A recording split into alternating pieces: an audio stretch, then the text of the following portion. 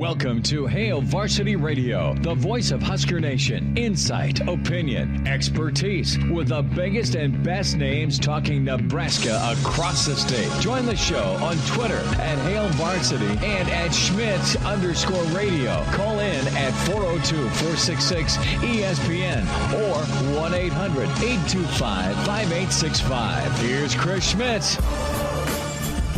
Welcome to it. It's a new week here on Hail Varsity Radio, presented by the Nebraska Lottery. Chris Schmidt out in North Carolina accepting his award as Nebraska Sportscaster of the Year. He'll be out today and tomorrow, but I'm joined here today by the man himself, Will Wilson. You hear him on the morning hookup, you hear him on 96 Kicks, and now you hear him today on Hail Varsity Radio. Big thank you to Will for being here today, as we've just had a full week of Husker news, national sporting news, just really no shortage of things that we can talk about here today, as we'll have Greg Smith joining us here in about 15 minutes on the show in the next hour. That'll be another Monday with Coach Charlie McBride. That's leading off hour two. Only two guests today, but we're going to get the most out of them, as Greg will have some more insight on the commitment of Mav Noonan out of Elkhorn South, and we'll also talk with Charlie about a little bit about Ole Miss winning their first national title in school history,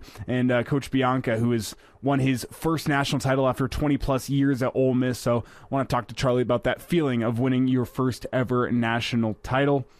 Also, news and notes, Nouredin Nouili suspended for the year, and we also had my Colorado Avalanche take home Lord Stanley. The Stanley Cup is going to Denver, the Mile High City, after they took down the Tampa Bay Lightning by a score of 2-1 last night. As all that will be coming up in the show for you today over the next 2 or so hours. Remember, you can always give us a call, 402-466-3776. That's 402-466-ESPN. Or for our listeners across the state, give us a call, 800-825-5865. You can send a tweet my way at Herbal Essences for Elijah Herbal, or you can send one out to Will Wilson as well. At Willie on the Radio is where you find him, and Will gonna bring you into the conversation here. How was your weekend? I mean, really just a busy sports weekend with the Stanley Cup, the College World Series. Did you get a chance to get out from in front of your television and enjoy, I mean, some pretty nice weather we had this weekend? Yeah, I did. I played golf yesterday, which was nice,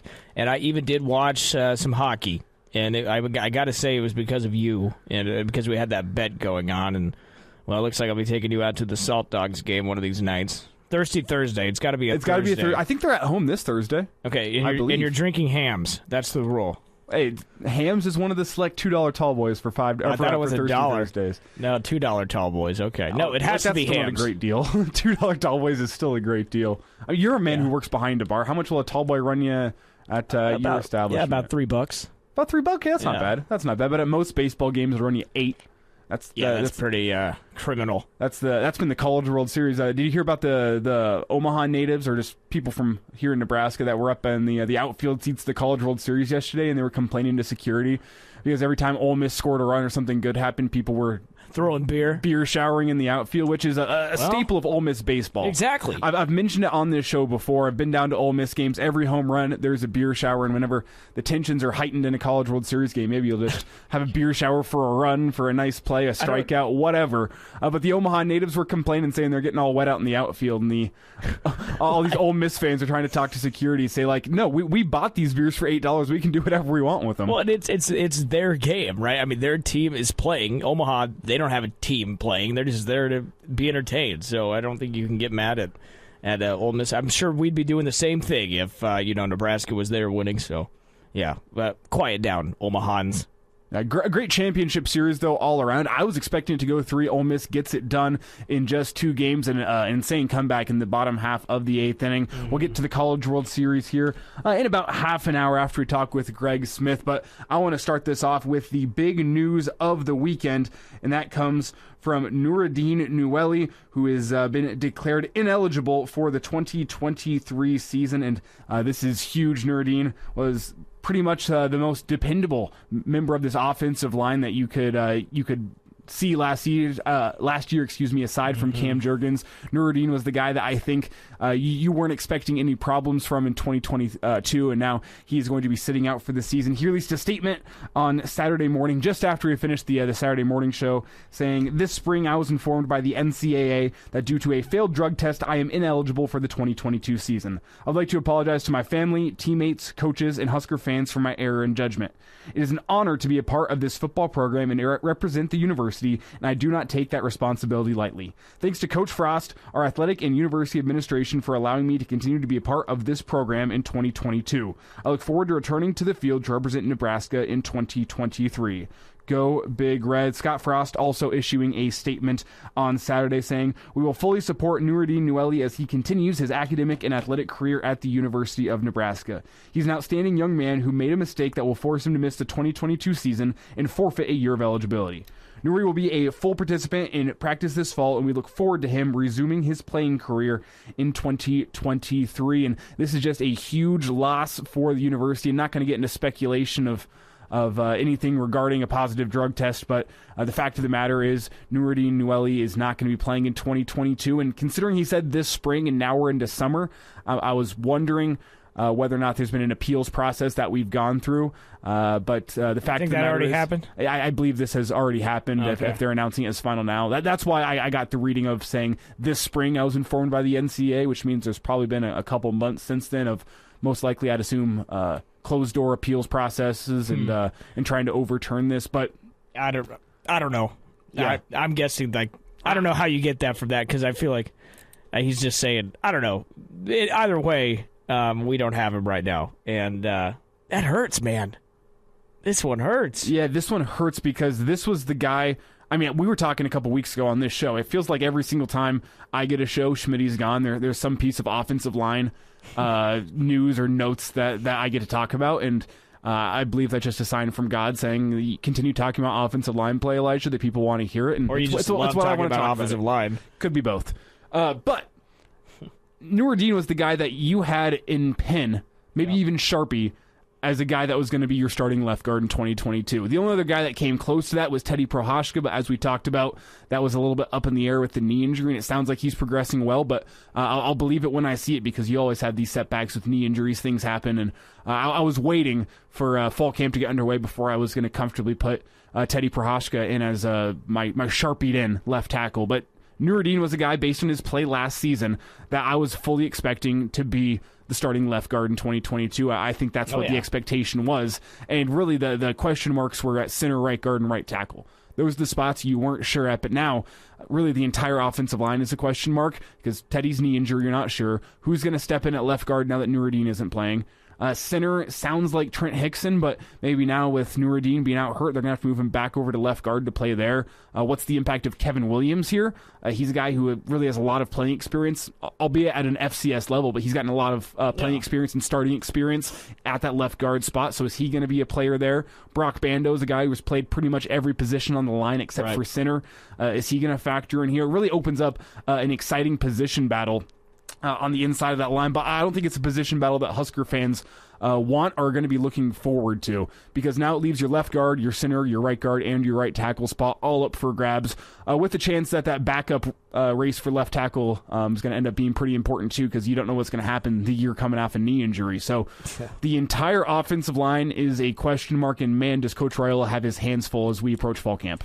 Yeah, and you mentioned Brock Bando. That's probably, I mean, if I were to guess, you know, if there's any guy who could fill into that left guard role, it's probably him, right? Unless you move Williams around and fit someone there. I mean, it's rough. I mean, you got that freshman who came in, who plays left guard, I think, and I can't remember his last name. Elijah Lutovsky? Yes, thank you. You know, I think he's redshirting maybe this year. He redshirted last year.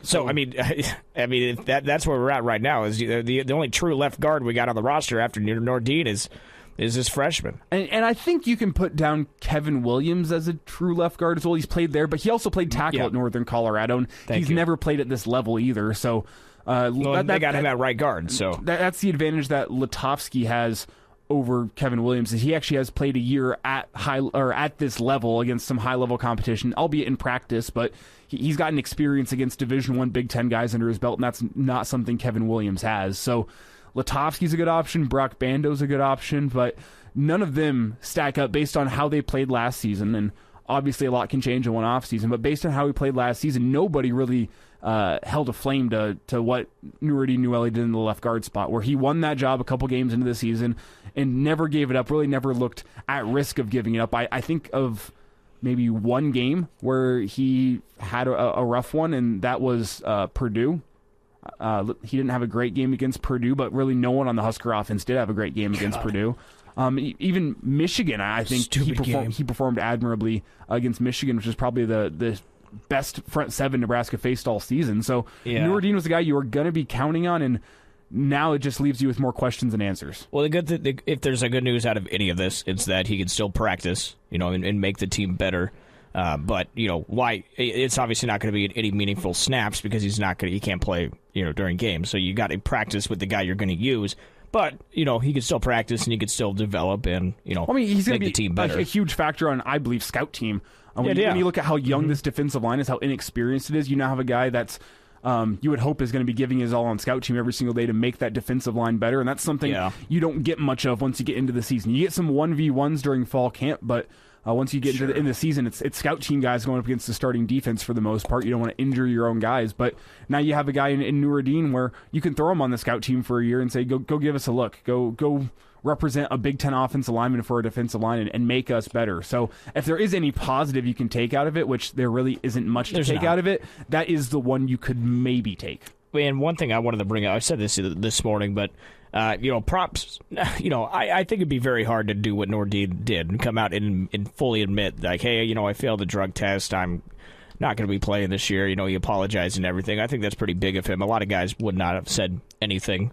Would have. Who knows what they would say? But I think that was really big of him, immature, to come out and stick it. Admit it. I like that. But I'm with you. It's going to be a story to watch, though, as we progress towards fall camp, of just the names you could be seeing at both left and right guard. Corcoran, Bando, Williams, Latovsky, Hickson, Ethan Piper. All these guys, I think, have a realistic shot of being guys that are going to be starting day one at left guard. Hickson's probably the least likely because it sounds like he's made the move over to center well. But those other, I think you have 5 guys realistically that are vying for 2 starting spots at left guard and right guard. And, I'm really intrigued by Latovsky, actually, because you look at his offers. I think Georgia offered him. Minnesota was after him. A lot of good schools was after this guy. I think Iowa even as well. And, I think he's an intriguing player. I can't wait to see what he does, and maybe this is the year we see him early. Yeah, if you remember, he was the number 32 interior offensive lineman in the country. Let's take it through the offers here. 24/7 was maybe taking their offers down. Oh, no, Georgia. Georgia was an offer for him, as well as Iowa, Iowa State, Missouri. So Latovsky was a sought-after option, and if he's the guy that comes up and steps up and is your left guard, I think that means good things for the offensive line in the long term. I want to ask Greg about that, about Latovsky and how he's progressing right now. Speaking of talking to Greg, we're going to be spending some time here with Greg Smith. Next segment, as Nebraska picked up a commitment over the weekend. We briefly hit on it at the end of the show on Friday, as well as a little bit during the Saturday morning show. But the Huskers get a legacy commitment out of 3-star, I guess we're going to call him a defensive end, an edge, Maverick Noonan. So I'm excited to talk with Greg about where he's going to be slotted into the offense. And Greg had a great sit-down with Steve Warren, who runs the Warren Academy and has been coaching Mav for a couple years now. And Greg sat down with Steve Warren and talked with him about what this commitment means for Nebraska and for Maverick Noonan as well. So we'll get caught up here with Greg, but just to run you down on Maverick Noonan, I know we've talked about him a couple times. He's listed by 24/7 as the number 4 player in the state of Nebraska, which, according to their rankings, now all the different recruiting services are a little bit different here, but he is the highest rated in-state commitment of this class for Nebraska to date. He was number 3. Cade McIntyre jumped over him this summer with his hot recruiting summer. Zane Flores at number 2, and the number 1 is Malachi Coleman, another guy we're going to be talking about here with Greg Smith. But Maverick Noonan kind of reminds me that mold of a Garrett Nelson type edge player, and they're not going to be playing the same position at Nebraska, but kind of gives me that that fiery, plays with a passion, and is an in-state guy where you know where in the end is going to mean a lot more to him than it's going to mean to some other guys. That's the read I get off of Maverick Noonan, and I could be wrong there. This is just what I see off of highlight tapes, which that's what they are. They're highlights. They're supposed to make a player look good and showcase his top plays, but Maverick Noonan is in the boat picking Nebraska over the likes of Arizona State, Iowa, Iowa State, Kansas. Stanford is another school that's been going pretty hard over Maverick Noonan. Michigan State, Minnesota, Wisconsin was recruiting him but never ended up offering him. So a good list of offers there for Maverick Noonan. And now we learn over the weekend that Maverick Noonan drove all the way to Lincoln. They made the 45-minute trek down to Memorial Stadium and let the coaches know in person that he is in the boat and Maverick Noonan is going to be a Husker. Yeah, man, that's exciting. I'm tired of seeing top talent get away. We've been getting in-state talent, but you look at the top talent, and they are leaving the state. And, it gives me confidence that we can still get these guys and that people still want to, kids in Nebraska still want to play for Nebraska. Well, yeah, they're currently 6 for 10 among the top 10 in Nebraska this cycle of getting them to come here. They have everyone from 3 to 10. Sorry, 4 to 10, excuse me now. Okay. So, as I said, it left Zane Flores and Cade McIntyre, who are going to be off elsewhere. But you still have I don't want to call it an uphill battle, but you're going to have a tough battle for Malachi Coleman. Here I am screwing up names. I'm sounding like Bill Dolman with my recruiting knowledge. Watch it. There's a stray. That was low. But Malachi Coleman is kind of the last crown jewel of the state of Nebraska, and we're going to get an update from Greg Smith. Your next segment on Malachi Coleman, where his recruitment stands, and also what the commitment of Maverick Noonan means, as that's coming up here next on Hail Varsity Radio, presented by the Nebraska Lottery. Calling all Storm Chasers fans. A team you never get to see is making their way to Werner Park June 7th through the 12th, and that's the Lehigh Valley Iron Pigs. It's the first meeting between the two franchises, and there's plenty going on that week. June 9th is the Chasers Community Celebration for Pride Night, presented by PayPal. June 10th is What If Night, where the Storm Chasers will change their name to the Hogs. A little backstory, that was a previous Omaha team and was a potential name change when the franchise was looking to rebrand. It's a battle of pigs versus hogs. You can't have a name change without new jerseys too. Specialty jerseys will be worn that night, and of course, they'll be autographed and auctioned off. Snag your favorite player June 10th and then run it back on the 11th. It's Salute to Corn Night, presented by the Nebraska Corn Board. It's a celebration of all things corn. Corn on the jerseys, corn in the stands. Trust me, this game will be amazing. See you there. And we're back. Fellas, think we could listen to the radio listen? On Hail Varsity Radio, presented by the Nebraska Lottery. Yes! That's awesome! Rolling through a Monday here. It's Hail Varsity Radio, presented by the Nebraska Lottery. Elijah Herbel and Will Wilson filling in for Chris Schmidt today. So we've got a ton to get into. Stanley Cup Finals, College World Series, and more. Fred Hoiberg meeting with the media earlier today. That's all coming your way a little bit later on the show today. But before we get to all that, let's talk the man of the hour. That's Mav Noonan. We just finished talking about him in the first segment, and I'm excited to get an expert opinion on Mav Noonan. It's Hail Varsity recruiting insider Greg Smith. Find him on Twitter at GregSmithHV. And Greg, it's good to get caught up with you. It almost feels like this Maverick Noonan commitment was a little bit out of nowhere, so we're going to spend a few minutes on it, but it feels big in terms of Nebraska locking up the in-state class of 2023, correct? Yeah, it was an interesting one, right? Because on one hand, it was the timing of it was out of nowhere, but the kind of the momentum was there for Mav to pick Nebraska. And kind of like Steve Warren outlined in the video I did with him on Hail Varsity YouTube channel this weekend, the momentum was there for Nebraska, especially once Maverick canceled that Iowa visit. You knew he wanted to take at least one visit, and he took that visit out to Stanford.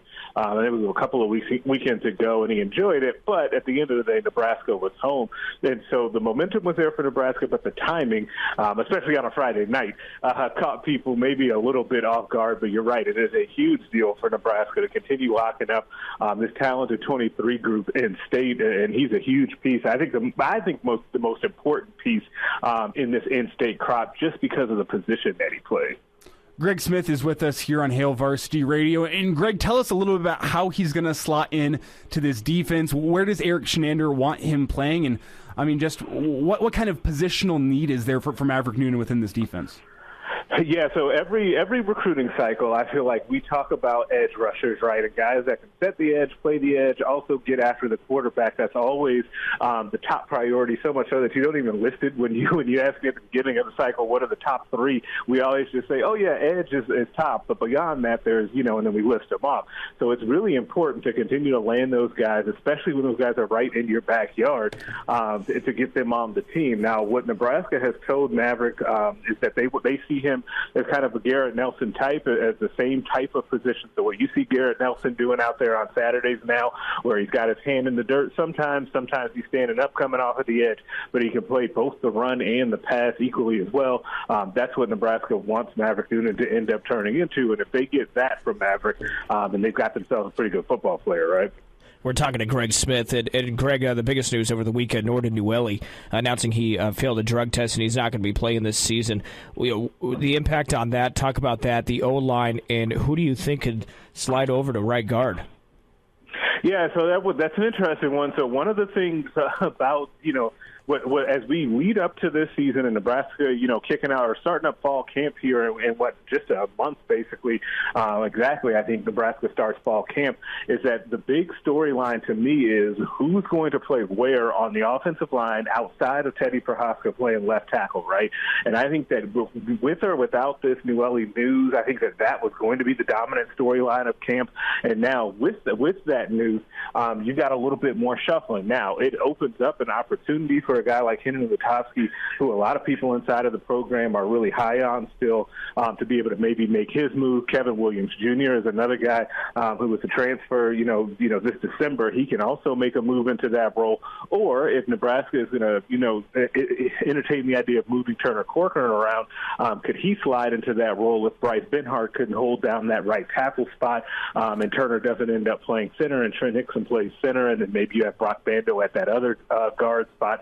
Like, there's a number of combinations, but I suspect that offensive line storyline is going to dominate fall camp this year. So basically, Greg, what you're saying there is they could be just about any combination of offensive linemen this year for Nebraska football? Yeah, which is a little scary, right? Like, I'm not going to, we can't sugarcoat that. Like, when you're coming off of the year that they had last year with the offensive line, where that was the biggest weakness maybe of the team outside of special teams, that's tough. You lose, an NFL draft pick at center, and then now you have all of these additional question marks. Oh, by the way, with a first-year offensive line coach, that can be kind of difficult to navigate, but I do think that's the situation that Nebraska finds itself in. Now, the one good thing, though, I will say about that, if there's a silver lining, this news did not just become available to Nebraska over the weekend, right? Like, they knew for a while now that was the case. So I think that they've been trying to prepare behind the scenes about this, but it's still going to be a blow, and you've got to figure out what's happening with that offensive line one way or the other. Now, Greg, there's been a lot of cross-training among the offensive line for the past couple of years. Under Coach Greg Austin, that's been kind of one of the things that they've really been focusing on, is a guy that can play left tackle is also ready to move over and play left guard. A right guard can be ready to play right tackle when needed. And that's probably going to help here in this situation. But is that something that Coach Raiola is looking to continue both within the room of the offensive line and the type of guys he's committing? Does he want guys that can play multiple positions along the offensive line? Yeah, it's interesting. I don't know long term if that's his plan. I do think he's essentially forced into doing that this spring, right? With all of the guys that they had to get a look at to be able to start to see what combination of guys they would run out there. And during the spring you were missing Corcoran and Prohaska, so you just didn't know kind of who else would be able to fill into those roles. I think they tried out a number of different combinations. So I think in the short term they're definitely going to have to continue doing that, and they may benefit from having had that be the philosophy over time here over these last handful of years, but maybe Raiola gets away from it moving forward in the future. But for right now, he's probably happy that was the case, because he's got a lot of guys that have played different positions at least in practice. Yeah, Greg, real quick, Henry Lutovsky, he redshirted last year, freshman right now, one of the few, true guards on the team. What have you heard about him? Is he progressing well? I mean, is there a chance that we'll see him this year? Yeah, I think that Henry's in the mix. The thing that I always hear about him is that he's got a mean streak, which is something that you definitely want to hear about your offensive lineman, and that he's got a bright future. We just don't know when that future is going to begin when it comes to actual real playing time, as he was behind some veteran guys last year. But I think that he'll be in the mix and at least get a look this fall camp, which will be one of those interesting storylines, because if you have a guy step up, especially a young guy like that has a lot of promise, that could go a long way to really helping kind of smooth out your long-term outlook on that offensive line. Greg Smith with us here, on Hail Varsity Radio, presented by the Nebraska Lottery. And Greg, to get back to recruiting briefly, you sat down with Steve Warren over the weekend, and the focus of that conversation was Maverick Noonan. But we've had the chance to sit down with Steve Warren a couple of times over the past couple of years at his recruiting events, and to talk about some of these high-level guys he's been producing out of Omaha. Can you tell us a little bit about that conversation with Steve and what you gained from that? Yeah, one of the things I think outside of the Maverick Noonan stuff, the thing that really caught my attention that Steve talked about was the guys in the prospects in Nebraska and their desire, I guess, to continue to look outside of the state, even though we came together to talk about a kid that picked Nebraska. He said that one of the things, and you mentioned how many high-level players he trains out at the Warren Academy. He says that he advises those kids to take their official visits, to go ahead and look around, and not so much. He goes, I played with the Huskers. I came here, to be a Husker, and he wants people to pick Nebraska ultimately, but at the same time, he wants them to explore their options. And he thinks it's great that they're getting those options to be able to explore the country, because he's got schools coming in now, as we know, from all over the country to offer Nebraska kids with the different level of exposure between elevated high school play in the state and huddle film. We've just seen more schools come in on those guys. So it's good that they're getting all of that exposure. But at the end of the day, I think he, like everyone listening, wants those kids to all pick Nebraska, and Maverick Noonan did. Yeah, Greg, Maverick Noonan's commitment leaves us with really one high-level athlete in Nebraska that still remains uncommitted. That is Lincoln East's Malachi Coleman. And in terms of Nebraska pulling out all the stops, I don't feel like I've seen a recruitment like this since Thomas Fedoni from a couple years ago. And I remember just about every single week we had you on back when Fedoni was still uncommitted. We had a little Fedoni watch that we had to get updated on. Do you think that's what the same theme is going to be here this fall with Malachi Coleman? Are we going to start doing a Coleman watch every single week? I do feel like we're trending in that direction, and there's only been two of those. Really, I feel like the Fedoni thing was a big one. Wandale Robinson, that year that he was kind of being recruited, we got the Wandale watch each week, right? I think that kicked things off. But I do think that we're heading towards Coleman watch. He has still kind of remained steady that he wants to decide in December, right around the early signing period. It'll be interesting to see where he takes those official visits during the fall, because I should note that he did not end up taking another official visit anywhere this summer. So Nebraska was the only one. Obviously, he's down the street, so he can come over to Nebraska this season for a game day at any time without much hassle, right? And so seeing if he pops up for an unofficial will be big as well. And then seeing him dominate on Friday nights, right? I think that, people are going to be very invested in what's going on over at Lincoln East with the Spartans this year. We're talking to Greg Smith, and a few Big Ten questions I have for you. Looking at Penn State, Franklin was able to bring in a few good quarterbacks, including that Drew Alar. What do you think about Franklin being able to get these star-studded quarterbacks at the Penn State? Is this anything new to you? No, I'm actually surprised that they don't do an even better job with these big-time quarterbacks. As you had kind of Trace McSorley and a couple of other guys that have been kind of prolific at Penn State, especially when you have, the skill position talent that they've had at tight end, wide receiver, and really running back, too. So I'm kind of surprised that they don't do even better when it comes to recruiting quarterbacks. But they've been on a roll, and there's been a number of teams actually in the Big Ten that are making a nice push here, including Nebraska, who continue to steadily get recruits commitments as well. But no, James Franklin and Penn State, I think, should be expected to recruit at the level that they are, at least this month. Greg, with how well Ohio State has recruited and developed quarterbacks, is there anything to quarterbacks realizing, the Big Ten can be my next stop on the way to the NFL? Is there any traction to that in terms of players seeing Ohio State and the success they have and thinking, maybe another Big Ten school could be a good stop for me as well? Maybe. The problem is that the big separator with Ohio State is what you've actually seen over these last couple of weeks, which is 5-star after 5-star and high 4-star wide receivers going there. Like Brian Hartline is on an absolute tear when it comes to bringing in, 5-star and high 4-star wide receivers. And so if you're Ohio State, it's an easy sell to get those quarterbacks to come play there because you also know you're going to have a pretty talented defense to back you up as well. So they're unique in that. But I do think if another school could get the wide receiver talent to come to their school, that would also really help because otherwise you see it with like when O'Shawn Mathis came to Nebraska as an edge rusher, right? He wanted to come here in part because to prepare him for the NFL, to be able to go against NFL-type offensive linemen.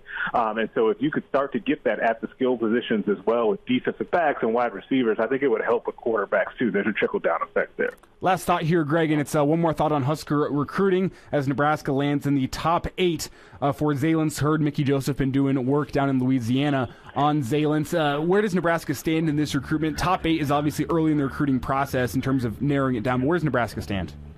Yeah, so Nebraska had him on campus this June for an official visit, and he's also one of those sneaky Brian Applewhite recruits as well. I want to mention that, too, as Mickey Joseph is kind of the natural fit there, and Mickey is definitely involved. But Brian Applewhite knows that school quite a bit as well because he's from the same high school as A.J. Allen, the running back that signed with Nebraska this past recruiting cycle. So I will say in the top 8, I think Nebraska's in the top half right now, but it feels like right now everybody's chasing LSU. But the question is how much exactly does LSU want him at this point? Are they going to try to slow play him, or is another team that's really putting the full court press on him like Nebraska is going to be able to swoop in there? But that's going to be a tough pull from LSU if LSU wants him.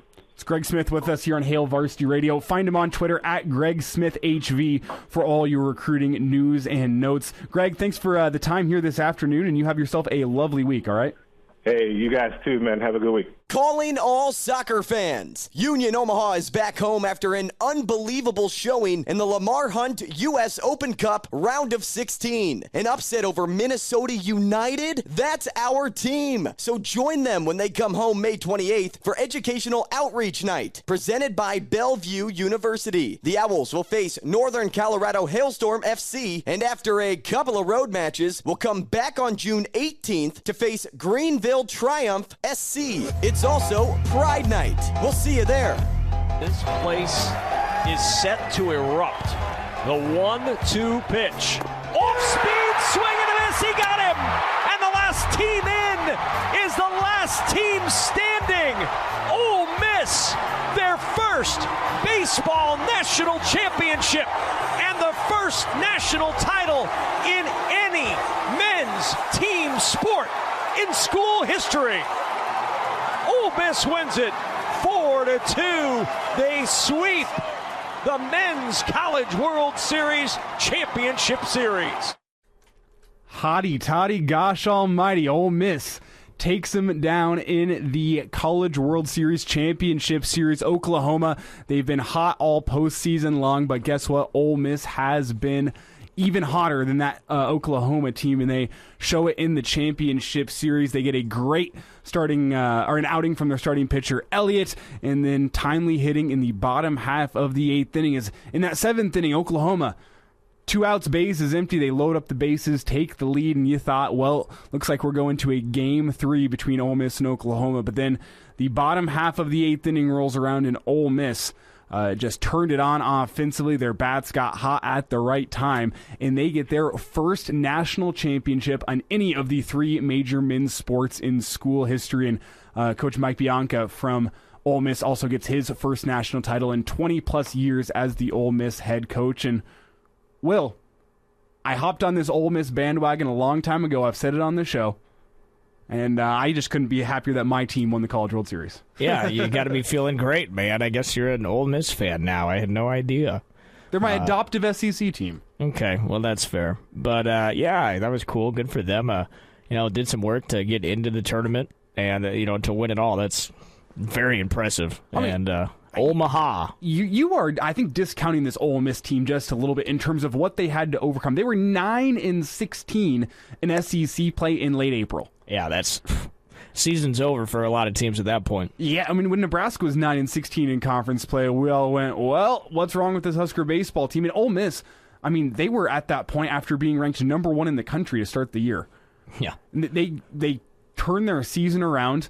Part of that was, who was their ace pitcher? DeLucia. DeLucia was a reliever who came in and filled the Friday night starting role, filled it very well, was their best starter, was the College World Series most valuable player. That's been a huge development for that team, but the number 64 team into the field, and they win the College World Series. I mean, just in terms of all-time underdog stories in sports, it doesn't rival that Leicester team that won the Premier League a couple years ago if you're a soccer fan, but it's up there just because of the fact that this team was down and out as of 2 months ago, and they turn it all the way around and win the College World Series. And you can say what you will about the fact that they were the number 1 team in the nation. They did not play like the number 1 team in the nation all year long until they got to postseason play. They turned it on, and they took home the College World Series. It's only the 3rd time in 60 years they've made the College World Series, and it's the first time they've ever left Omaha with the trophy. That's pretty cool. But, I don't know, man. Maybe I'm afraid to admit this, and I don't care. I don't know. I just wasn't as interested as I have been the past few years this season. I don't know why. I did not watch that much. And, maybe I'm just waiting for Nebraska to get there. Because, you and I, we have yet to see them play in Nebraska. I know we were very little. We were little babies when they were playing at Nebraska, up in Omaha. We haven't seen that yet, and maybe that's what I'm waiting for. But I don't know. I can't quite get up to watch random teams play, and it's a big deal. I know, and maybe I'm just not a big college baseball guy, but I don't know. It felt like less juice this year. Now it's a hell of a story with Ole Miss. Now that's fun. That's awesome, and that's that's why you play the game. But I don't know. There's something about it. It just didn't really catch me this year. See, this is the first time in a couple years I haven't made it up for a game, and part of that was because of the prices people were trying to sell on the resale markets, and I've heard that ticket prices were much more reasonable if you went and found somebody that was selling tickets outside the stadium. I heard it was much better. But do you think part of it is the fact that, maybe this is just recency bias speaking, but I feel like since COVID, there's been more fans from these teams actually traveling up to Omaha, not just for the championship series, but all week long. You have very good crowd support, a really good fan support up in the stadium where, did you see a single game today or this year? I'm not talking about the 7th inning of a 17-0 game. I'm talking to start the game. Did you ever see a game that like the outfield seats were sparse and there were people few and far between within the stadium? I felt like it was a very well-attended College World Series. Now, I'll have to see the attendance numbers, and they might be a little bit diminished for the fact there wasn't a 3-game College World Series championship. But it just looked like a very well-attended College World Series, and as a Nebraskan who, I go up there just for fun, I don't actually usually have a team that I'm explicitly rooting for. I'm just going up there to watch some quality baseball, sit in the sun, drink some beers, I didn't feel drawn to it this year because I'm like, with all the people up there, with how much I'm going to have to pay for a ticket, it seems like more of a hassle than it's actually worth, and maybe that's why the interest was a little lower this year. Yeah, I think you're right. The tickets were insane, but it was a hell of a week.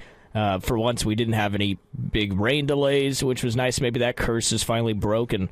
For once, we didn't have awful heat. The past few days was really nice days for some baseball. So, yeah, good week. It still shocks me that this is played in Omaha. Out of all the places, it's in Omaha. Well, I feel like there's a lot more national attention around the College World Series than there ever has been. Whenever you see all these stars that make the trek up to Omaha, where you had Kyler Murray just walking around the concourses of the stadium. I have people that ran into Kyler Murray at the stadium. Apparently had a big bodyguard with him at all times. But Kyler Murray just walking around. You had Peyton Manning make it up for a couple games this year, despite the fact that Tennessee wasn't in the field, and he's always been or I guess he's always had a soft spot in his heart for Ole Miss still, because of the family ties to Ole Miss. But Peyton went up there without a team to root for, really, considering he's a volunteers guy. And I think he made it a couple years ago when Tennessee was in the field, and it seems like he's made that trip every single year since. But you have the Barstool guys that go up there and check out the College World Series. You have national media people that make the trip to Omaha just to go make TikToks and whatnot. But there's just, it feels like more hype around the College World Series now than there really ever has been. Yeah, and it's a good thing. Baseball needs it. College baseball needs it. And, it makes us look good here in Nebraska whenever that event goes well. It's a showcase. It's a showcase for the state of Nebraska. And I feel like every single year Nebraska puts on pretty well, from just the amount of fans that are just Nebraskans that'll go catch a baseball game to what that district around now Charles Schwab Field has become, with all the bars and all the great events that happen after games in the evenings. All the way to, the sports books across the river in Council Bluffs, I think, have upped the interest in the College World Series too, where now people can make the trip across the river, bet on their favorite team, or even bet on a team they don't care about and make it in for the College World Series. I think this is all factors in the popularity of what we've seen in the College World Series, and it was another great year for Omaha, another great year for the College World Series, and I'm already counting down the days till next year. Maybe I'll actually catch a game next year. But Ole Miss, your 2022 College World Series champions, will wrap up in hour one after this right here on Hail Varsity Radio. And now, back to Hail Varsity Radio. Rolling through a Monday here. It's Hail Varsity Radio presented by the Nebraska Lottery. Elijah Herbel alongside Will Wilson. You can find us and follow us on Twitter at Herbal Essences for me, Elijah Herbel, as well as at Willie on the Radio for Will Wilson. And one more quick note to make about the College World Series is something that people have been following along with on Twitter. This is the Rocco's Jello Shot Challenge. And Will, I assume you've seen this. It's been a popular theme on Twitter as the record was absolutely demolished this year.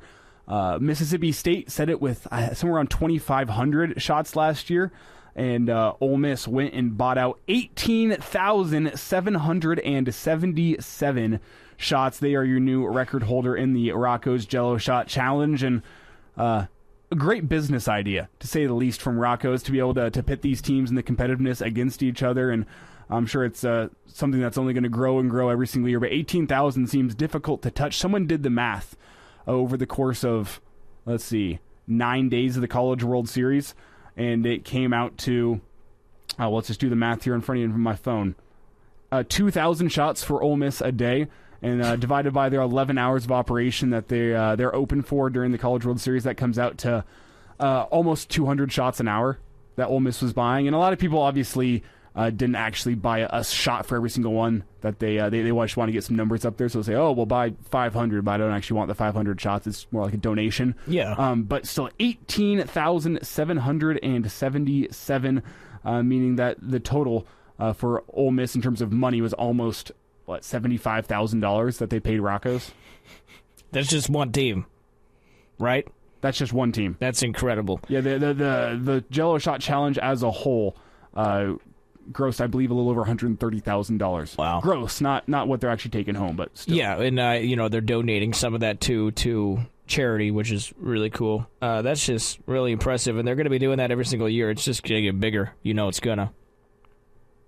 That's yeah, I don't know. The bar would probably be really busy. If you and I were up there, we'd probably stop in for a Jello shot. Yeah, I heard from a friend who went and got a Jello shot that it was a good 15, 20-minute wait once he bought it to be able to get it, just because so many other people were buying Jello shots. Before we get out of here this hour, quick note to bring you sad news here, as Omaha legend, one of those guys that was such a crucial part of the South Omaha athletic resurgence of the 1960s, 1970s, 1950s in there, has passed away. That is Marlon Briscoe, also the first black starting quarterback in the Super Bowl era of the NFL. He was a quarterback at Omaha University. This is before they were UNO. They were an NAIA school, which is long before my time. I'm sure some people out there listening remember this, but set 22 records for Omaha before being drafted into the NFL by the Denver Broncos, and he was drafted to be a defensive back, stepped in, and became the first black starting quarterback in NFL history after some injuries in the Broncos quarterback room. Made pro football history against New England in 1968 as he had a 12-yard run, the first touchdown scored by a black quarterback in the NFL, as the Broncos lost that one 20-17. Also spent time with the Buffalo Bills and the Miami Dolphins, was a part of that historic 17-0 season, which the Dolphins ran the table, won the Super Bowl. He was on that team, and he's a member of the College Football Hall of Fame. We remember Marlon Briscoe today, passing away at 76 years old. And what a athletic career it was for Marlon Briscoe. Sad news to report to you today, but man, what a legend in the Omaha athletics community. Marlon Briscoe's, again, 76 years old. That'll do it for Hour 1 of Hail Varsity Radio. When we return, we'll get caught up with the coach himself. It's Charlie McBride after the break. Hello, listener. Hey, it's Chris Schmidt with Hail Varsity Radio, and I wanted to let you know about a special deal just for listeners of the Hail Varsity Radio Show podcast. We're offering $10 off the annual subscription price. That means that you can get everything we do. 10 issues of our monthly magazine, our annual football yearbook, and all the premium content we produce at HailVarsity.com. Just go to HailVarsity.com/subscribe and enter in the promo code GBR for $10 off a full year of Hail Varsity. That's HailVarsity.com/subscribe, promo code GBR. Welcome to Hail Varsity Radio, the voice of Husker Nation. Insight, opinion, expertise, with the biggest and best names talking Nebraska across the state. Join the show on Twitter at Hail Varsity and at Schmidt_radio. Call in at 402-466-ESPN or 1-800-825-5865. Here's Chris Schmidt. Back in, it's hour 2 of Hail Varsity Radio, presented by the Nebraska Lottery. Elijah Herbel and Will Wilson taking you through this Monday edition as Chris Schmidt off to North Carolina, sitting down with some of the greats. I saw he was at a panel with the great Ernie Johnson of TNT yesterday. So, wow. Just a cool experience for Schmidt as he's off accepting his award, his much-deserved award, I should add, for Nebraska Sportscaster of the Year. What a 2021 Schmidt had, and he is enjoying a couple of days off as he accepts that award. But what does not take a day off, what does not take a week off, is it's another Monday with Coach Charlie McBride here on Hail Varsity Radio. You know him, you love him. We get another 15 minutes here with Coach. And Charlie, it's been a pretty exciting week since we last talked to you. My Avs won the Stanley Cup. The College World Series was won by Ole Miss, their first national championship among any of their men's sports. It's just been a wild week, a fun week of sports, despite the fact that we're still a couple months away from Husker football. How are you doing? I'm doing good. It seems like every time I turn the television on, there's a national championship of something going on. I mean, everything from women's sports to men's sports to it really was a wild week. Well, see, now we sit here and it's the NBA is done, the NHL is done, college baseball is done, college softball is done, and now we kind of enter the doldrums of summer before the fall camp opens up. So I want to pose the question to you. I mean, obviously the coaching job kind of never sleeps year round, but how do you make it through these summer months, this drag almost, it feels like, before you make it to fall camp? Well, you kind of have to do it in different sections.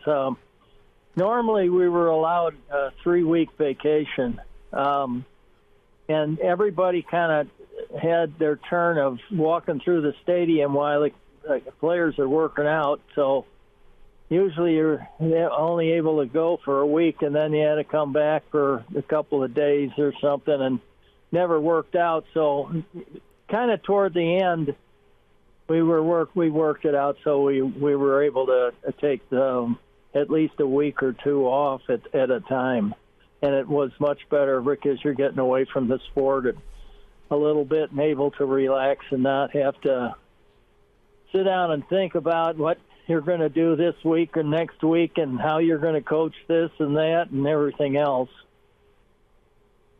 Coach Charlie McBride with us here on Hail Varsity Radio. And Coach, we learned over the weekend that Nouredin Nouili, expected to be the starting left guard for Nebraska this season, suspended for the upcoming season by the NCAA for a positive drug test. And obviously there's never a good time for this, but whenever something like this happens in mid-June, and we were talking with Greg about the fact that Nebraska's probably known about this for at least a few weeks, if not a few months, and they can make some contingency plans. But I want to ask you, if you were to lose a player in mid-June like this and have to replace him before the start of fall camp, only about 2 months out from the season, what kind of position does that put a coach in? Well, I don't know. Everybody has their own different rules and different ways of doing things, and you know, as I remembered, our first one was they were to go to class and do some certain things, and of course their parents were told, and things like that, and but it was a kind of a outpatient type of deal, schooling. I don't know whether they call it schooling or rehab or it depended on, too, what kind of drugs they were messing with and things like that, which nothing was ever any more than that I remember than maybe early. It might have been steroids, and then it went to maybe some marijuana, but there wasn't anything that was like you want to jump out of a window for. But then the next step would be inpatient. Okay, they gave you an inpatient, and the next one you're suspended. Your history, basically. So the third time you're gone. And if I remember right, and I could be corrected on this easily, but in my 23 years there, we had 5 guys that were released, and that's how it might have been less or one less or one more. I don't know, but. It was pretty menial, compared to some places at that early time, especially with the steroid thing became pretty popular at least in the Big 8 as we looked at it, and but not it was after a while it really settled down, and of course now I think you don't know what kind of drugs he was messing with. But I did notice that he admitted himself to the public that he is going to miss his senior year or whatever the next year. Or maybe it's not his senior year because he may not have had a redshirt year or something. So that would mean he's doing his redshirt year, really. So I don't know I don't know all the details. We're talking to Coach Charlie McBride. So along with that, you lose an offensive lineman. You might have to throw someone in that position that hasn't really played at guard. But, during your time in coaching O-line, and I know you were the OC, but I know you look over everything. What were the biggest challenges when it came to coaching O-line? Well, the biggest challenges probably were, early anyway, were to get the players really ready to know what level they're realized. I mean, a lot of them know what level they have to be at to play this game, to win. And some you have to. It's almost a refresher course the first couple of games, and that's why I say that it's so hard. It's hard on everybody, not both teams, to start with a conference game right off the bat, because that could end your season. For a lot of teams that are really good teams that turn into big, great teams, it means maybe you don't get a chance at the playoffs or whatever the case is. So the hardest thing was to prepare them mentally to get ready to play at top flight speed right away. I mean, sometimes everybody keeps talking, practice game. You don't like those words. This is just a warm up game or something like that. Every game that you play is a game that you're playing for the national championship, or you're playing for the conference, whatever your goals are. And so you have to really prepare, especially the young guys who have never played before, maybe starting in something. And the older guys kind of have to take over in that case. Usually they do a good job with it. The coaches can say a lot of things, but sometimes players listen to players more than they do coaches. It's another Monday with Coach Charlie McBride, the coach himself, joining us here on Hail Varsity Radio, as he does just about every single Monday. And Coach, with the reduced physicality we've been seeing from fall camp the past couple of years, legislated in by the NCAA, where there's limited contact days, only a certain amount of contact you can do throughout a practice, and a certain number of practices you can wear full pads, all that. Do you worry about, say, this Husker football team being ready to go come August 27th against Northwestern? Just the fact that you're going to have a lot of young guys, especially on the defense, that have only had one fall camp and maybe only a couple periods of live tackling during that fall camp. Do you worry about that, or do you think there's enough drills you can do, say, with tackling and contact, that you can do with a reduced amount of contact to get these guys ready? Well, I've talked to a lot of coaches that are out of coaching now, and they just can't believe that the kids can be physically ready. Young people can be ready to play. I mean, football is a contact sport. People say, well, you know, as you know, somebody that's out of football and he gets hit for the first time in a pro game or a college game or whatever it is, everybody's all shook up, and is he okay when he gets up, and there's all that kind of stuff. But football players learn how to play the game. I mean, they learn how to play with the physicality, and teaching a lineman, linebackers, and defensive backs, the whole defense, for example, they can't learn by standing around playing pillow push. And so when a game time comes, you got game speed, you got everything else they have to adjust to now. That's the thing. Now we got a bunch of people sitting in these glass towers now that think they know the answers, and they don't. And they're hurting the game. They're hurting the kids. They're hurting the game. And if they're not prepared for contact, that even opens up for more injuries. We're talking to Coach Charlie McBride. Coach, one thing I wanted to ask you about, because, you know, Elijah and I, we've been talking a lot about recruiting so far today. You know, back when you were with the team and you were traveling and meeting recruits, what was your favorite? Did you have, like, a favorite territory? You know, was it because of the food, the scenery, or maybe you just had a lot of success in that area? Well, I tell you what, there's a thing about going. I wasn't recruiting back the East Coast, but anytime I did have a chance to go out there, you're almost guaranteed that the family's going to invite you there for dinner. And most of the time, you had to go out for a walk after dinner because they thought you were still a growing boy. And, you know, and they really did feed well. But the thing got to a point where they had rules where you couldn't take a prospect out. They had rules for everything, and they changed yearly. And when we had that big problem down in Southwest Conference, when they closed out SMU and everything, everybody got all shook up, and the presidents decided they were making the rules. And that really made it hard for everybody because the rules they made were all, if you go back and you check them all out, you'll find out that they were all destroyed or they were eliminated and changed. And it doesn't work that way. I always said if you make a rule to get 10 assistant coaches in a room together, they'll show you how to break it.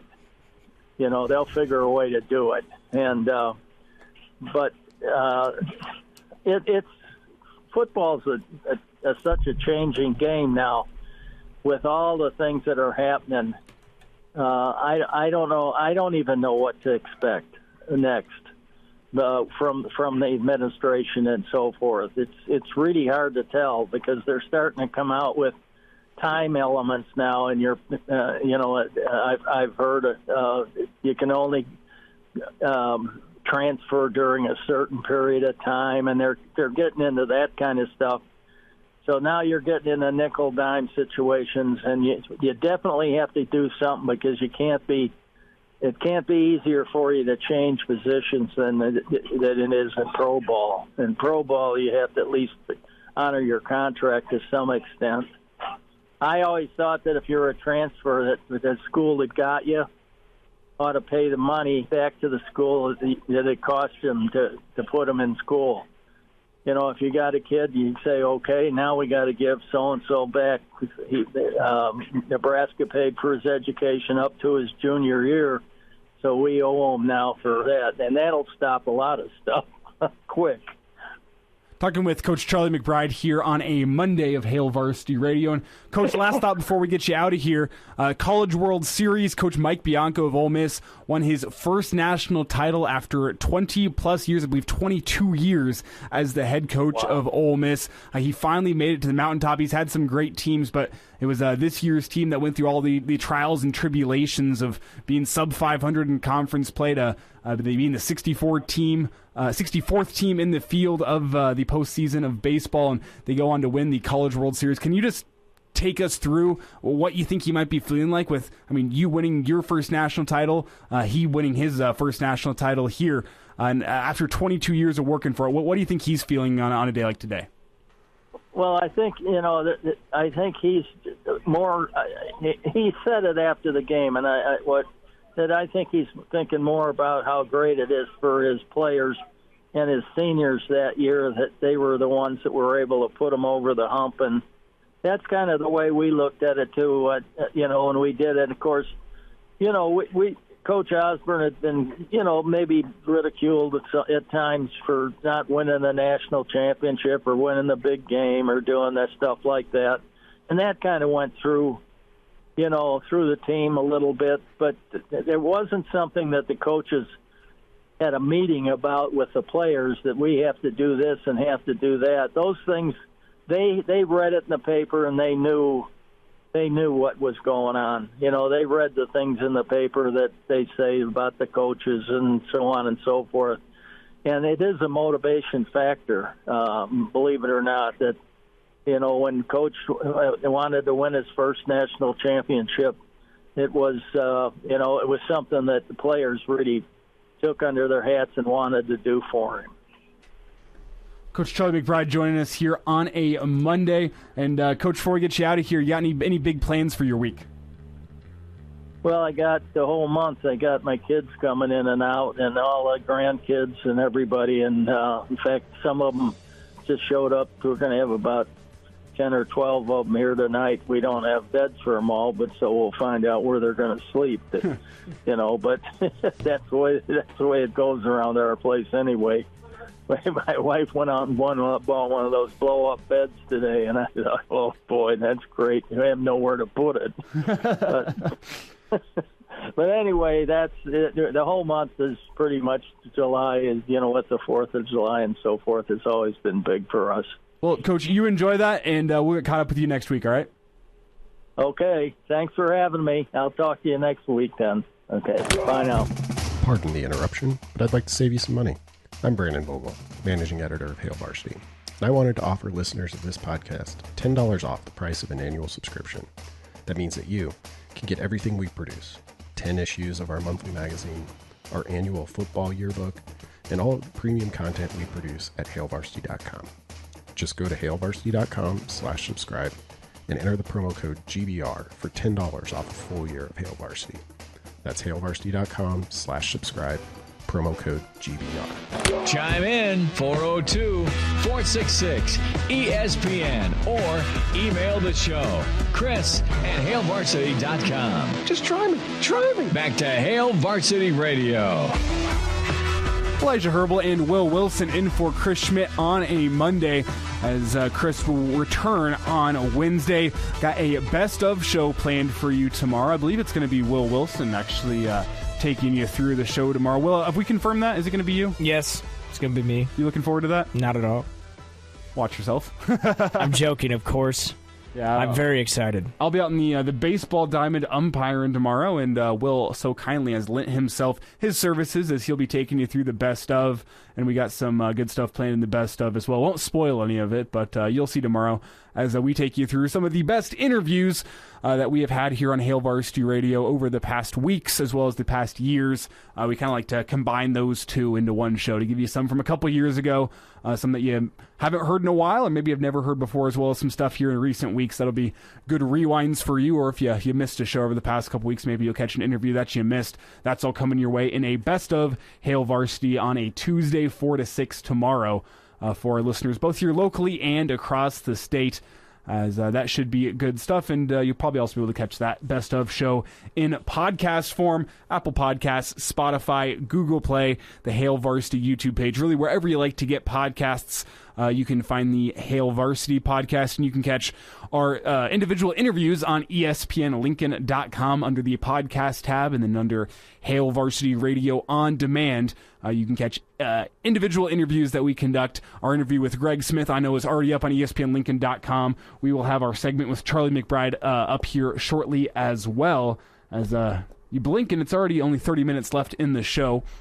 And with these last 30 minutes, we're going to start off by getting into some thoughts from Fred Hoiberg, as Fred Hoiberg met with the media earlier today to discuss this new team he has put together, as well as some thoughts on Bryce McGowan's off to the NBA and what he's learned over the past couple years, I guess, in terms of roster construction, how this team is different. So he met with the media for about 15 minutes this morning, and going to start it off with his thoughts, his reaction to Bryce McGowan's, a second-round draft pick to the Charlotte Hornets.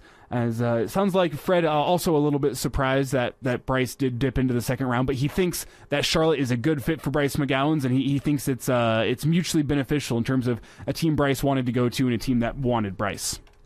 I told Bryce, I called him the day before, and I said, listen, one thing, there's so many things that can happen on draft night that are out of your control. And the important thing is, in a couple weeks, when you put that uniform on and you're out in Las Vegas, you're going to be a professional basketball player, and you're going to be playing pro basketball.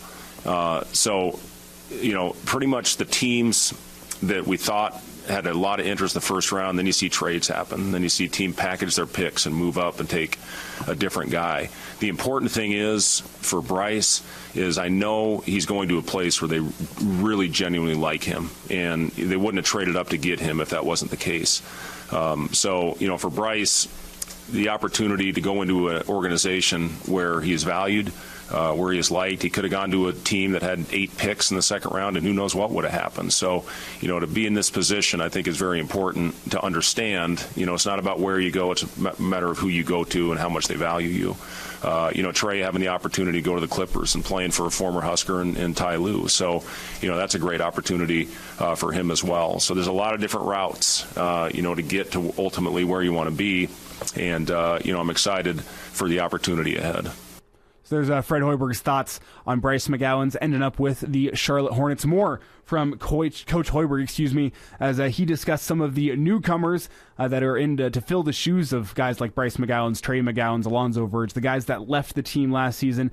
He got into the impact of these newcomers and what they've brought to the team just a couple months into summer conditioning. I've been really impressed with the new guys. The thing that I've really noticed when you get guys like with Emmanuel, when you get guys like Jawan, when you get guys like Sam that are coming from winning programs and have played in the NCAA tournament, have played postseason basketball, you see the leadership that comes with that.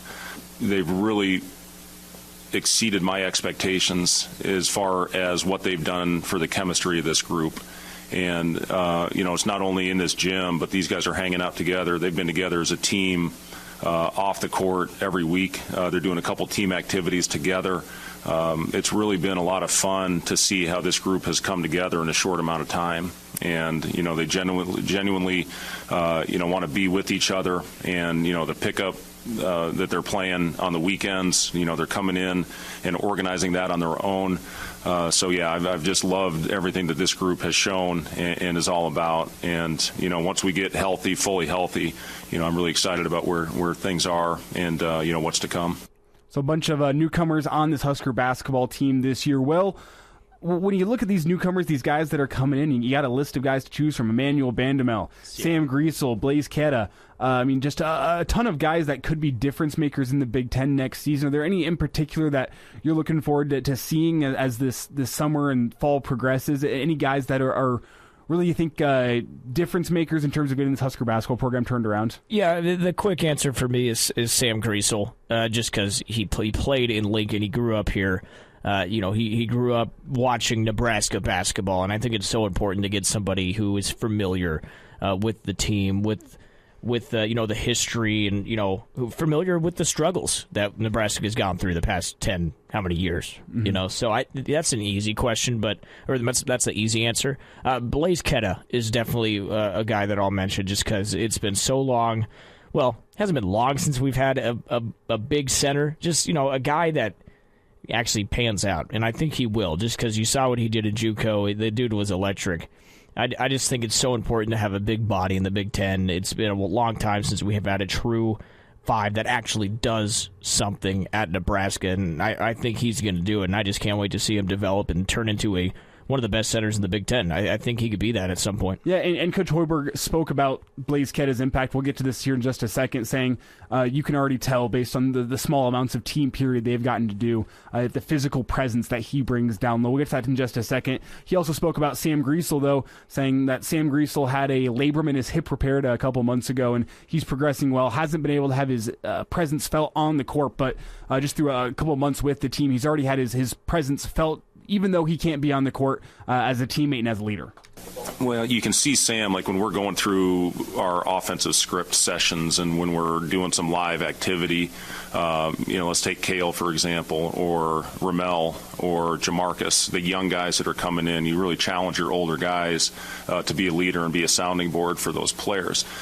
When they're off after they get their rep, you see a guy like Sam who can show them the little things and the little nuances that are involved in the system and the offense. Sam is watching film right now in the offense, and you can already tell he's got a great feel for what we want to get out of it. So, it's great to see when you have an older veteran-type player, and you see the same thing with Emmanuel, what he's doing for Jamarcus and Ramel, kind of those combo-type guard positions. But, yeah, again, the leadership that Sam is showing is exactly what we heard about Sam, and it's going to pay off. Our young guys are going to look back on this time and know that they were very fortunate to have played with Sam Griesel. So some good praise there from Coach Hoiberg, despite the fact that Sam Griesel is yet to actually see the court with his teammates. But more here from Coach Hoiberg as he mentioned the fact that with these newcomers combined with some of the guys that have been left behind from previous rosters, that he's excited for what this team can be, and he already likes what he sees from this 2022-2023 Nebraska basketball team. I've liked what I've seen so far. The thing about the defense that we're installing right now is it helps to have length, and we have length across the board. When you've got Sam Griesel, who measured 6'7", when we did our combine testing a couple weeks ago, when you have your lead guard at 6'7", and then you got length across the board, Juwan Gary, is going to be somebody that I think our fans will fall in love with right away because of just his tenacity of going and getting the ball. We're changing our offensive rebounding philosophy, and we're going to get after it. I think our personnel fits better, with multiple players crashing the offensive glass this year. Blaise has been an absolute physical presence and force when we've done our live action. Our guys aren't in the type of shape, obviously, you don't need to be in June. We're trying to slowly build them up with their workloads, but we have a much more physical, much longer team this year. And, it's not just the system we're putting in. Obviously, that's going to help your defense, whatever you're doing. But I think with the kind of the philosophies and the things that we're trying to do to install it, the guys are picking it up quickly, which is great. They're very attentive in the film sessions, and we're way ahead right now than where we were a year ago. And obviously none of this will matter if it doesn't translate to the court come November. But when you hear these things about more physical, more length, it sounds like the types of things Husker fans have been calling for through the entire Fred Hoiberg tenure, saying you can't match up with these teams from the Big Ten based on how this roster is constructed now. And now you have a guy that's a big body, 6'11", and Blaise Ketta down low. Pair that with Derek Walker, who was probably the most physical and tenacious guy on the team last season. You have a guard at 6'7", which kind of reminds me of the Delano Banton mold for a point guard who's going to be leading the offense, what he can bring both offensively and defensively. I know we haven't seen this team on the court yet, but it does sound like, no coach is going to go in front of the media and say, I don't like what I see from my team here. It's going to be another rough year. No one's going to say that, but it actually sounds like Coach Hoiberg is not just saying, oh, yeah, we shoot the ball well. It's closer to what we want. It actually sounds like a team where he has taken some lessons from previous years, some of the lumps that his team has faced, and gone, okay, what do I need to succeed? I need more length. I need more physicality. And it seems like those are holes they've gone out and filled. Does that mean this is going to be a team that's going to go out and really compete for the Big Ten? Not necessarily, but I think they're going to be more competitive. Yeah, it's summer conditioning. It's summer workouts. I don't know what kind of drills they're going through, but obviously Hoiberg likes what he sees, and maybe that's our new assistant coach who we got coming in, Adam Howard. He's a defensive guy, his own defense guy, and maybe that's kind of what maybe that's how things are changing since he got here. We're seeing more physical basketball. Maybe that's because of him. I'm not sure. Yeah, and both offensively and defensively, I feel like you saw the progress last year with this Husker basketball team where they went through slumps, but especially towards the end of the year, it felt like they were more competitive and kind of knew what to expect from the Big Ten. So that's kind of my concern is with a roster that's almost completely turning over. Are you still going to have guys that have that veteran leadership to be able to come in and say, this is how you got to play basketball in the Big Ten? Because it felt like Nebraska was starting to get things figured out last season. Now a whole bunch of roster turnover. You go, is this team that's going to struggle in the Big Ten because they don't know it? Or with this veteran leadership, the size and length, are they just going to translate better to the Big Ten? And I guess that remains to be seen. But Coach Hoiberg optimistic about what he's seen so far. We'll obviously be excited to follow the progress of this Husker basketball team. But when we return, we're going to talk some Stanley Cup Finals. My Avs lifting Lord Stanley last night, taking it back to the Mile High City. We'll talk about that after the break. Like what you hear, high-quality radio and podcast is part of what we do at Hail Varsity. Hey, it's Chris Schmidt with Hail Varsity Radio, and I wanted to offer listeners of the Hail Varsity Radio Show podcast $10 off the price of an annual subscription. That means that you can get everything we do. 10 issues of our monthly magazine, our annual football yearbook, and all the premium content we produce at HailVarsity.com. Just go to HailVarsity.com/subscribe and enter in the promo code GBR for $10 off a full year of Hail Varsity. That's HailVarsity.com/subscribe, promo code GBR. And now, back to Hail Varsity Radio. Exciting Monday here on Hail Varsity Radio as we got caught up with Charlie McBride a little bit earlier this hour, Greg Smith last hour, both of those interviews now up on ESPNLincoln.com. We've talked Nebraska basketball, we've talked College World Series, we've talked Husker football. Leaves us one noticeable gap of things that we have not mentioned is my Colorado Avalanche. I'm going to say that with pride. My Colorado Avalanche are your 2022 Stanley Cup winners. A 2-1 victory last night over Tampa Bay as the Avs lift Lord Stanley on visiting ice down in Tampa Bay. 10 seconds now. Forecheck here from Cale Makar. It's all the way at the other end of the ice. 4 seconds, 3 seconds, 2 seconds, 1 second. It's over! They did it! They did it! The job is done! The Colorado Avalanche are Stanley Cup champions! And they will lift Lord Stanley a mile high! And Tampa Bay is still barking at their referee. It's over, pal. They're pouring off the bench. Colorado has defeated Tampa in 6 games to claim their 3rd cup. Ladies and gentlemen, the cup is coming back to Colorado. So the Avs get it done last night, and Will, you briefly mentioned this off the top of the show. You and I had a little friendly wager going on the Stanley Cup Finals. This dates back to a show we did on the Morning Hookup 2 weeks ago, where I wagered and you wagered on a night out for a Salt Dogs game. Speaking of the Salt Dogs, for our local listeners here on ESPN Lincoln, the Salt Dogs have a game coming up, first of a 4-game series against Kane County tonight. First pitch 7:05. I'll be in here doing the pregame show 6:35. That's again for our local listeners on ESPN Lincoln. If you're listening across the state and you have a soft spot in your heart for the Salt Dogs, you can also stream them online, ESPNLincoln.com. But we made a friendly wager on a night out at a Salt Dogs game on a $2 Tall Boy Thursday, a Thirsty Thursday, on who would win. I said the Avs would win. You said Tampa Bay would win. Whoever lost owed the other a night out. That's right. And I think that officially means I've won it. Yeah, well, I get it. You have won the bet. I will be taking you out to a Salt Dogs game. I'll be buying anything you want all night. And it should be fun, I guess, for you.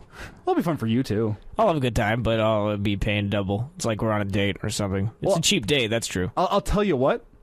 With my connections here, working for the Salt Dogs, I'll loan you a media pass. All right. And you can at least get into the game for free. All right, well, that's good then. You buy the beer, I'll get you in for free. That's the deal we'll make. I'm excited. We'll pick out a Thursday one of these days and head out there. No, I was actually watching that game last night, and I just couldn't help but look at Tampa, and they just looked tired. Even in that second period, they just looked dead. And I'm just sitting there like, come on. You can't even get it to 7 at home.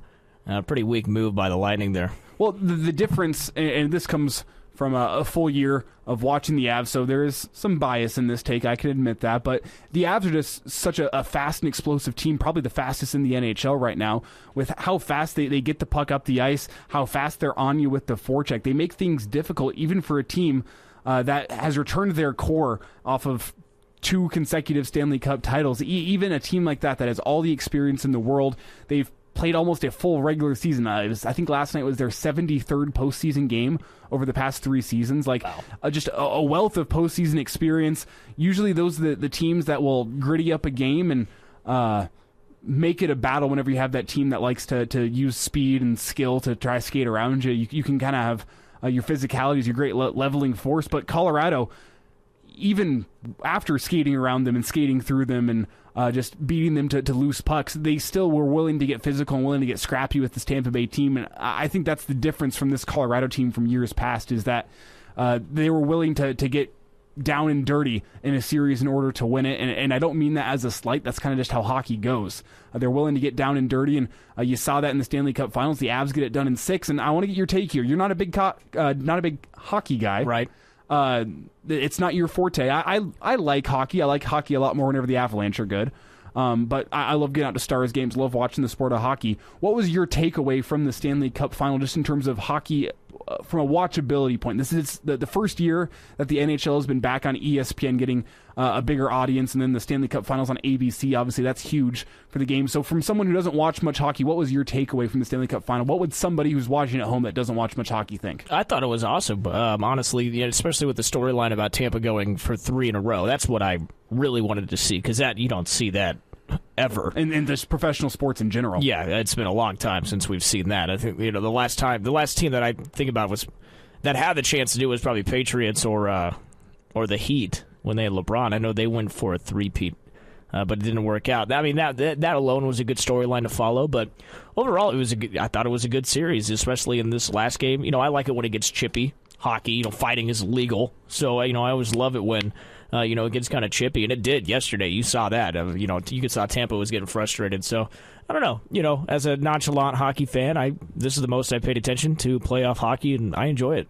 And for those of you out there that are listening that are also just casual hockey fans, you like the sport, you don't necessarily go out of your way to watch it, remember the name, Cale Makar. He won the Conn Smythe Trophy, the postseason's most valuable player last night. This is after winning the Norris Trophy for the league's best defenseman, which he won in a tight vote against Roman Josi. Remember the name, Cale Makar. Everyone knows the name Bobby Orr. The great one, Wayne Gretzky, said after the series against Edmonton that in terms of how Cale Makar impacted the game, how he impacted the series, Wayne Gretzky hadn't seen anyone like it since Bobby Orr. So wow. Cale Makar, only 23 years old, and really was the difference for the Avalanche all season long, and in the Stanley Cup Final. So remember the name. Also, one thing I want to bring up, it's like every Avalanche player looks exactly alike. Did you notice that? Yeah, a little bit. Like everyone has ginger hair and a ginger beard. I couldn't tell half of them apart. They all look like brothers. But no, I'm getting to be a hockey fan. I don't really have a team I follow. There's a team I do like. It's probably the Minnesota Wild, just because I have a ton of connections up in Minnesota. But I kind of have to be a Sharks fan because I've seen a game there once. Oh, so. yeah. The Sharks and Avs have a bit of a rivalry going. My buddy Trevor, big Sharks fan. So I got to go see a Sharks Avalanche game with him a couple years ago, back when the Avs were still only all right. And the Sharks won that game. That was a good time. I wouldn't have any objections to you being a Sharks fan. Well, Stan Kroenke is having a really good year. Yeah. Owner of the Avalanche, Nuggets, Rams, and some lacrosse team who won a championship. This was Arsenal in the Premier League. He owns Arsenal, too. Yeah, so... How much money does this guy have? Just a ton. Kroenke Sports Entertainment.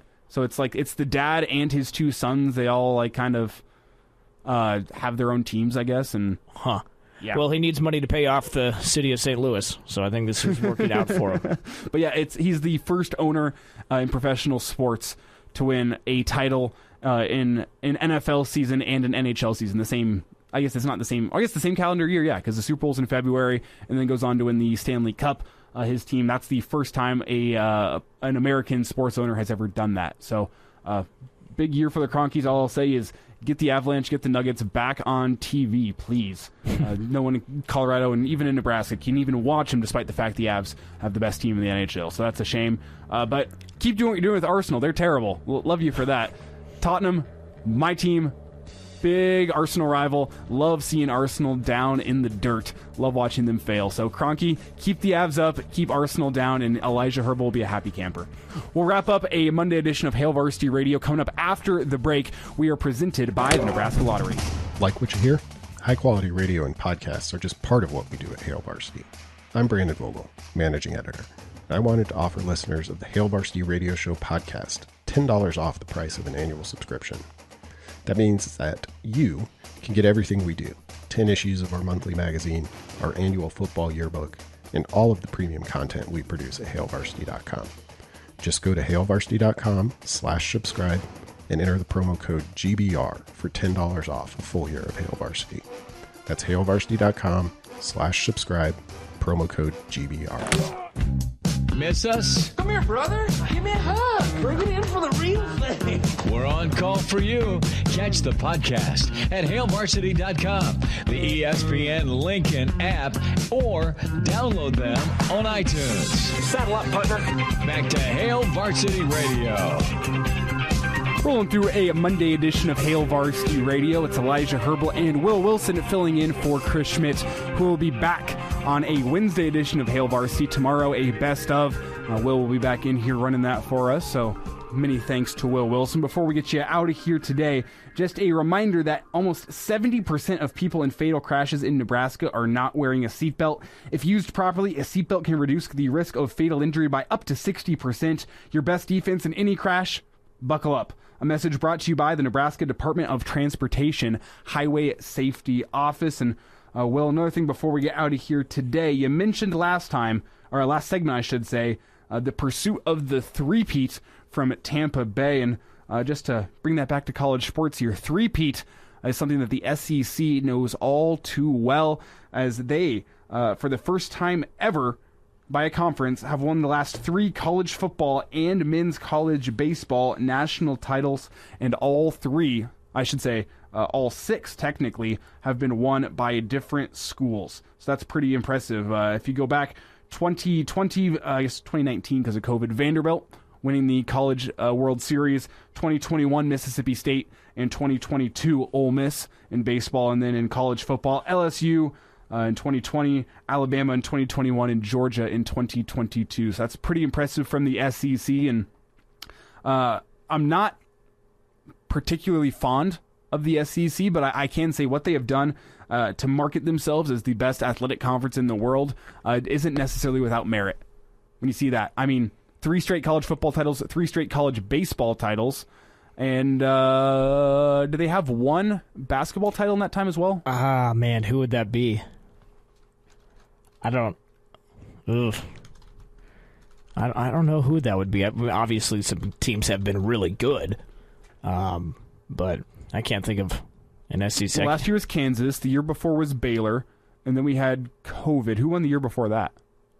It was probably, it's so hard to remember back.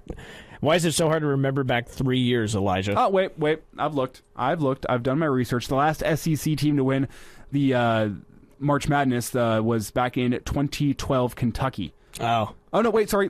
Is Louisville's SEC or the ACC? ACC, I think. Then, yeah, it's Kentucky in 2012. I should know that. Louisville is a ACC school. Anyway, so not in basketball, but still impressive nonetheless. And did you see the billboards in Omaha last week that the SEC had up? I did not. You know that their tagline, it just means more. The SEC just means more. They amended it and crossed out more and replaced it with 4. It just means 4 because they had 4 teams in the College World Series with all 4 logos up on the billboards. That's what the SEC was running in Omaha last week. It just means 4. Pretty cool. Which I thought was good marketing. And again, as I said, I'm not a big fan of the SEC because I do believe there's great football and basketball and baseball elsewhere, but the SEC has done well to market themselves as the leaders in college sports, and I think that's kind of why they get that reputation as the leader in college sports. A, because they go out and win the national titles, and B, because they market themselves as such. Well, enough good talk about the SEC for one day.